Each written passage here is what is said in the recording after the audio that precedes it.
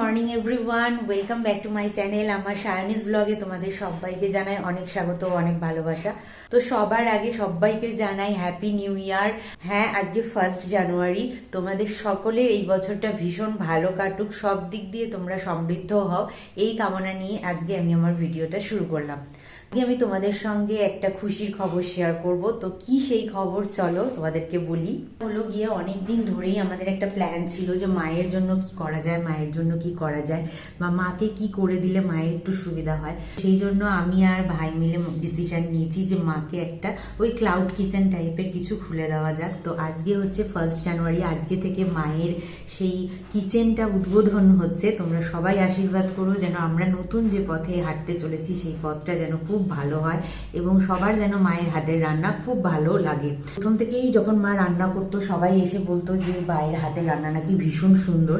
তো সেই জন্য আমরা ভাবলাম যে এতদিন তো মা নিজের জন্য কিছু করতে পারেনি, আজকের থেকে মা কিছু শুরু করুক নিজের জন্য। আর আমরা প্রথমে, যেহেতু এটা পৌষ মাস চলছে, তাই আমরা প্রথম থেকে পিঠে পুলি দিয়েই শুরু করলাম।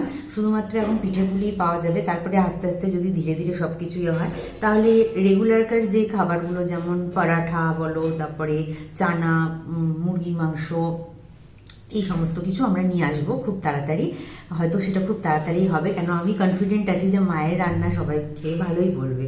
মাই যে প্রথম মায়ের ক্লাউড কিচেনের রান্না শুরু করে দিয়েছে। এখানে এই যে দেখো নারকেল আর গুড়ের পাক হচ্ছে, আর এখানে হাঁড়ি বসানো হয়েছে, এখানে পায়েস হবে। তো প্রথমেই আমরা যেটা ভেবেছি যে আজকে থেকে আমরা নলেন গুড়ের পায়েস, পাটিসাপটা আর সরু চুপড়ি, এই 3টে আইটেম দিয়ে শুরু করেছি।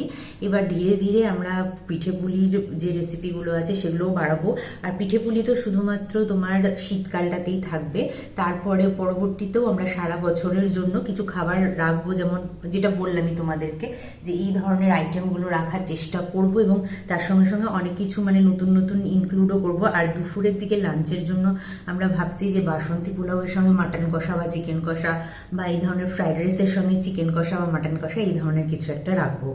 এই মোটামুটি প্ল্যান, এখন দেখা যাক কি হয়। আর যদি সেই রকম ভগবানের আশীর্বাদ থাকে, তোমাদের ভালোবাসা থাকে, তাহলে হয়তো খুব তাড়াতাড়ি আমরা জোম্যাটো অ্যান্ড সুইগিতেও মানে অ্যাভেলেবেল হয়ে যাব। এখন আপাতত লোকালদেরকে নিয়েই আমরা বিজনেসটা শুরু করছি। তোমরা হয়তো ভাববে যে হঠাৎ করে আমরা এই ধরনের কেন ডিসিশন নিলাম। তো বলি, সেই কোন ছোটোবেলার থেকেই মাকে আমরা দেখেছি কাক ভরে উঠে বাড়ির সকলের জন্য রান্না করতে, ঘরের সব কাজ সামলাতে, কিন্তু তার বিনিময়ে সে না পেয়েছে কোনো প্রশংসা, না কেউ কোনো দিন জিজ্ঞাসা করেছে যে আজ তুমি কি খেয়েছো বা আজ তোমার দিনটা কেমন কাটলো। কিন্তু ভুল ত্রুটি ধরার সময় দেখেছিলাম যে সকলেই বেশ তৎপর।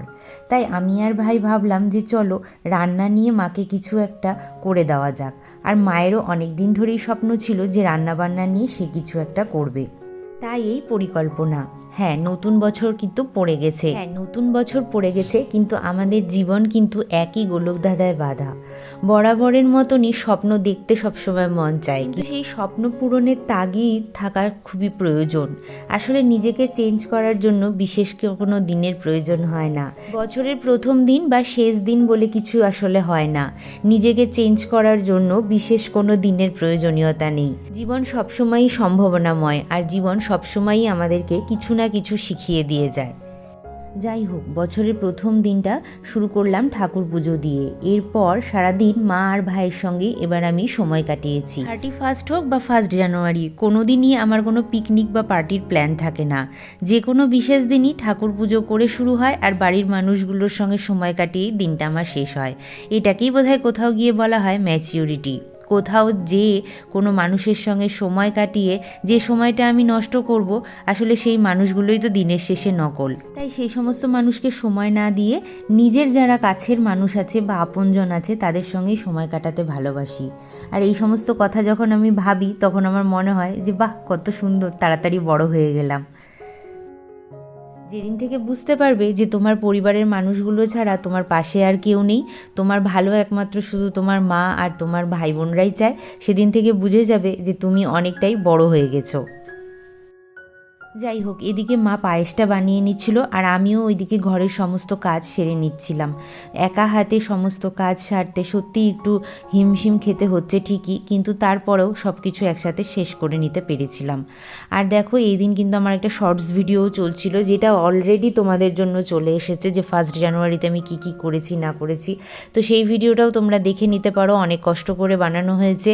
আর এই ভিডিওটার সঙ্গে সঙ্গে একই সাথে যেহেতু আমি বানিয়েছিলাম, তাই জন্য অনেকটা সময়ও লাগছিল প্রত্যেকটা কাজ শেষ করতে। এখন ছাদে এসে জামা কাপড়গুলো মেলে দিয়েছি। আর আজকে তো একটা কথা তোমাদেরকে বলাই হয়নি, আজ হচ্ছে কল্পতরু উৎসব, তাই আমিও বাড়িতে একটা ছোট্ট করে পুজোর আয়োজন রেখেছিলাম।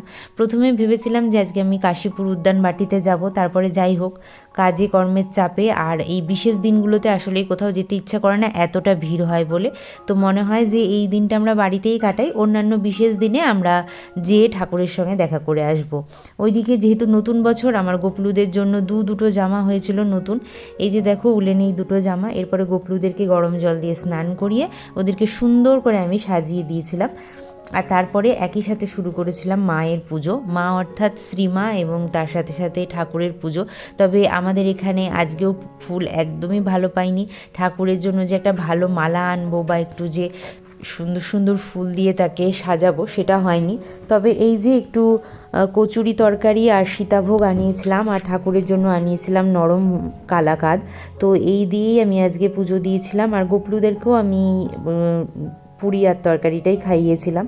তো এটার টেস্ট ভীষণ ভালো ছিল। আর তোমরা এটা হয়তো ভাববে যে আমি বাইরের দোকান থেকে আনিয়েছি, তবে যেই দোকান থেকে আনিয়েছি সেটা একদমই ভেজ, সেখানে কোনো রকম কোনো আশকাশ কোনো কিছুর ছোঁয়া থাকে না। তো সেই দিক দিয়ে আমি একদমই নিশ্চিন্ত ছিলাম।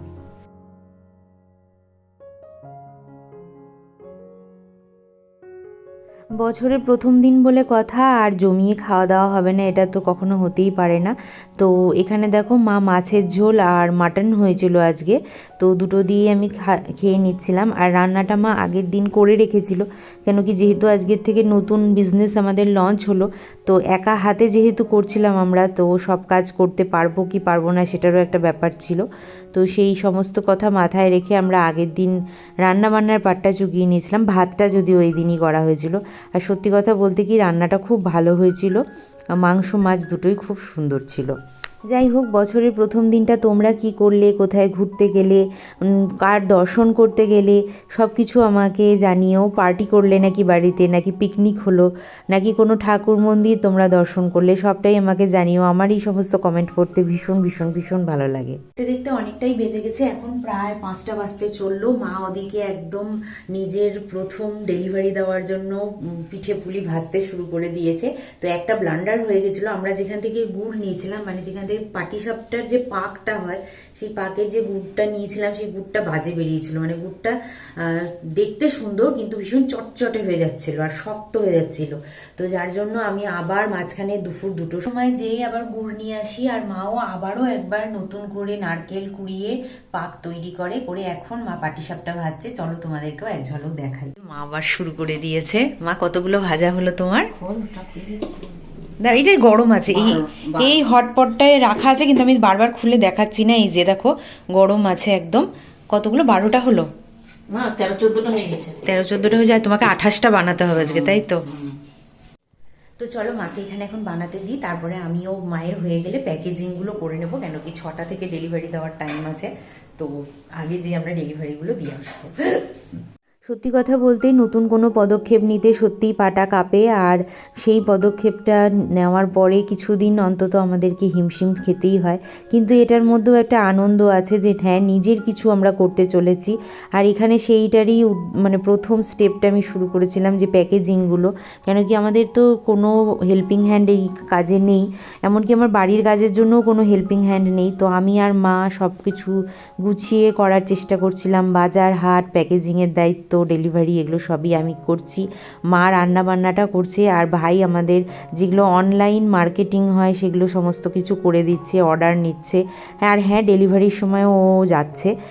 এখন হয়তো কাজের চাপ একটু কম আছে বলে ও আমাদের সঙ্গে যেতে পারছে, কিন্তু অনেক এর পরের দিকে যদি কাজের চাপ বেশি হয়ে যায়, তখন আবার একটু ওর যেতে অসুবিধাই হবে। যাই হোক, সবাই মিলে আমরা সামলে নেব। সো বন্ধুরা, দ্যাট ইজ ইট। একদম আজকে ভীষণ টায়ার্ড। আর এখন বাজে হচ্ছে 11টা। আমরা 10টার সময় লাস্ট আমাদের ডেলিভারিটা দিয়ে এসেছি। আর ঠাকুরের কৃপায় আজকে আমাদের বেশ ভালো সেল হয়েছে। তো চলো বন্ধুরা, আজকের মতন এখানেই শেষ করছি। দেখা হবে আবারও একটা সুন্দর ভিডিওর সঙ্গে। ততক্ষণের জন্য তোমরা সবাই খুব ভালো থেকো, সুস্থ থেকো।